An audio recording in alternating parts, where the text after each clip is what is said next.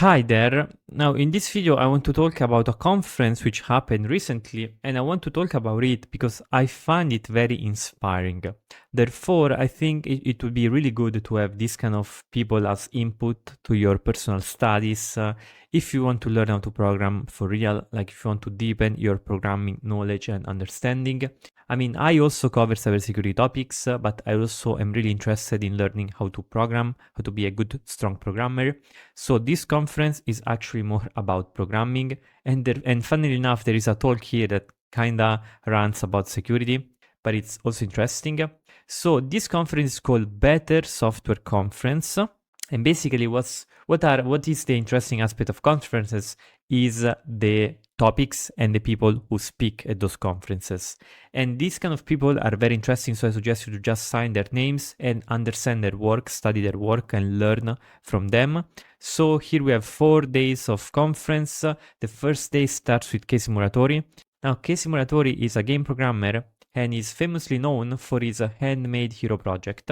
Now, if you search Casey Moratori Handmade Hero, you will find basically this project in which he started in November 2014, and he recorded himself programming for like 600 episodes, basically, even more than 600. And what did he program? He programmed a video game. So he showed how to program a video game step by step. And the interesting aspect is that he did not use a game engine, but he developed everything from scratch. He used Windows API, he just used the Windows platform layer, and on top of that, he implemented everything else. Now, in this website, guide.handmadehero.org, you can find all the different episodes. I should probably make a video about it because I think it's really extremely interesting to explore this playlist, to explore this project. And this project inspired a whole lot of other people.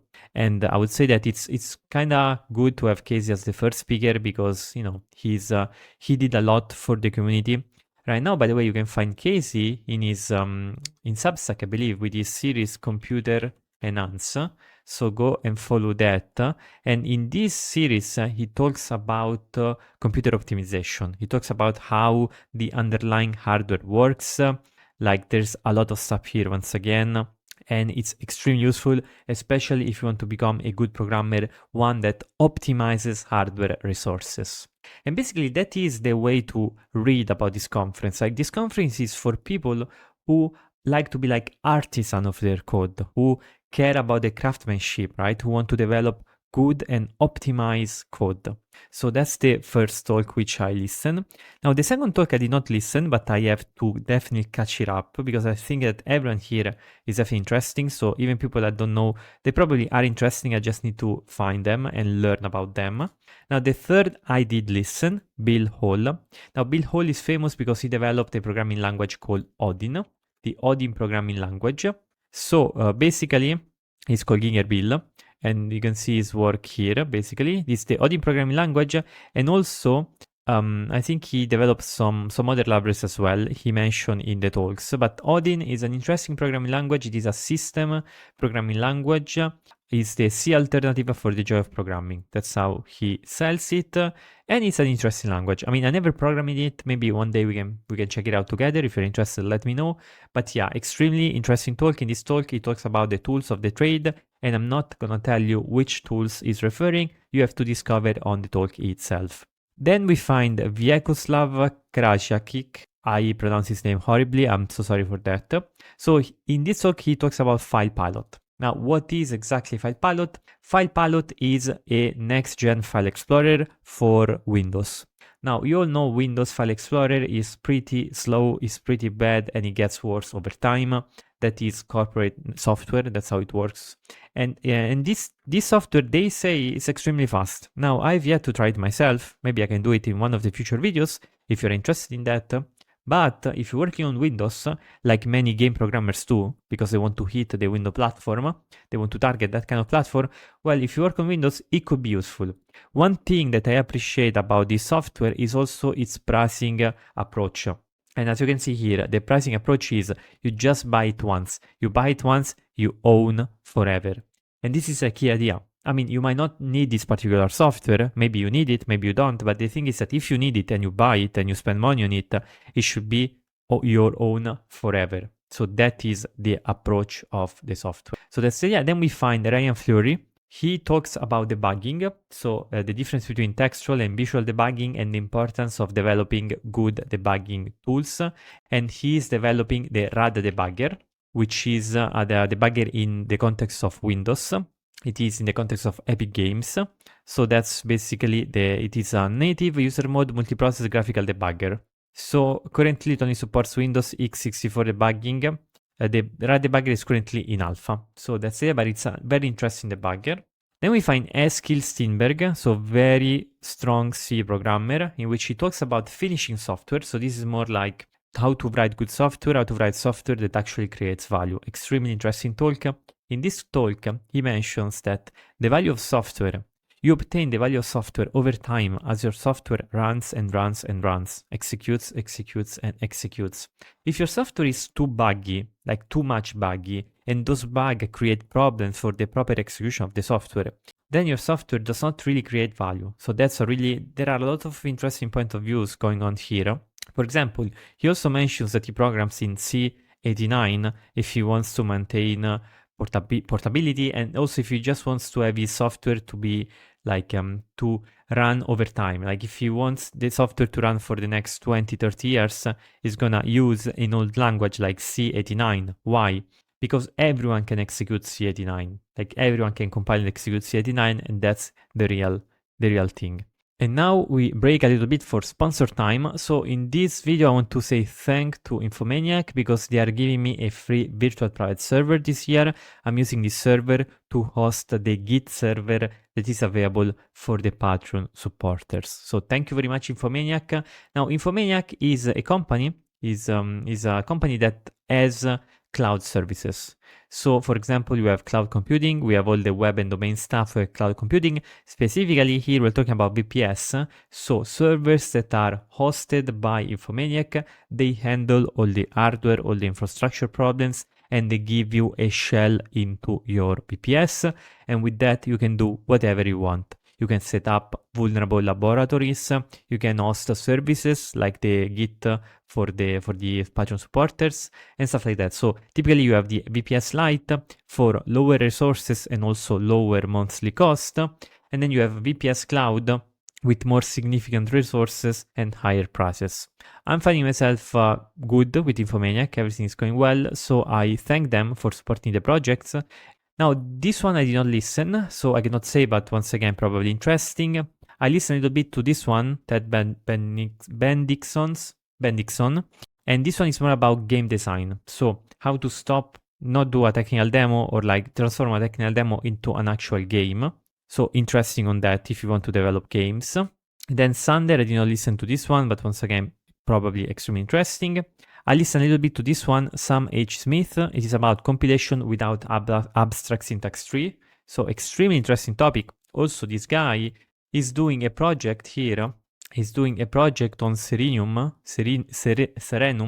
which he wants to build a new computing platform. I did not check out this project too much, but it seems interesting. So yeah, basically that's the idea. And here he has this language, which is like in Latin, particulum inveni common basis serena LBC. So he chose Latin, very interesting choice. Interesting, everything is interesting. Then we find once again another talk from Eskil, but this time is a security rant. I actually enjoyed this security rant because I come from security, I work in security, I teach developers how to write secure code, I teach people how to do web app pen testing. If you want to test out the security of a web application, by the way, there is my course on Udemy, check it out, it's really good. And in this rant, it basically complains about non-important security issues which steal developers' time. And I do agree with him on that actually, is that security is really hard to do well. Because security, ideally, should be something you don't notice. Should be hidden, should support the business, but should not force the business into weird positions. And it also applies to developers.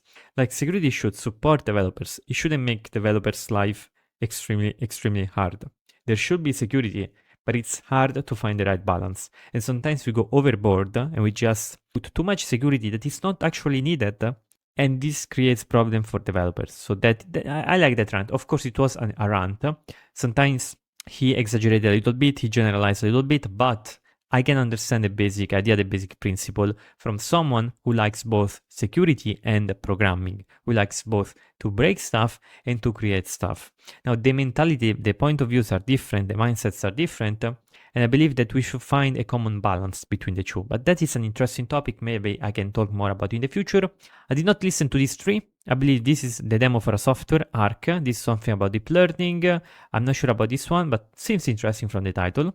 And also I did not listen to this one. So I still have to catch up with some of these talks. However, with the one that I've already seen, I can assure you that there is a lot of quality here. Oh, and by the way, Casey talk is about object-oriented programming. Now, when you go to university, they describe object-oriented programming as this sort of like holy solution to every man problem. And to be honest, I've realized later on, also due to Casey work, that this is actually not really the case.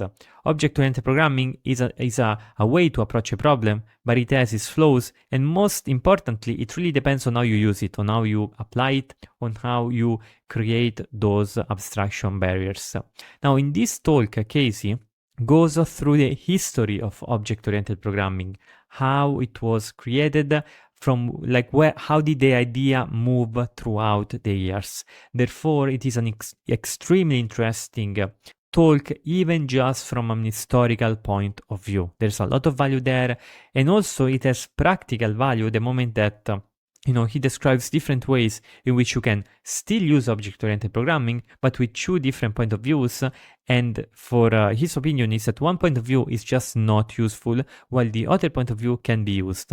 So the problem is not with object-oriented as a whole. It is not with creating objects, with encapsulating them. The problem is how do we draw those boundaries? Where do we draw those boundaries? And that's the idea. It's an extremely interesting talk. So basically that's it for this video. I just wanted to talk about this conference because almost all the VODs are out there, so they are already up and you can just check them out. And if you want to become a better programmer, if you really care about your craftsmanship, the quality of the code you produce, you should follow this conference, you should follow these talks, and more generally, you should follow the work of these people, because that's the value of conferences, bringing good people together, people that have similar values, but then each one of them has their own distinct taste and has their own distinct projects. So here there is a very good balance between diversity and similarity, as in they all believe that software should be fast, that software should be good, that software should actually help people, and then each one of them approaches these kind of values in a different way. And I think that's where the extremely powerful value comes from. All these people, extremely interesting. Go check them out. I hope this video was interesting as well to let you know about this conference. Have a good day and to the next video. And if you're interested in web application testing, by the way, I have a course on Udemy, so check that out if you want to support me. And also there's the Patreon to support me in general. Thank you very much.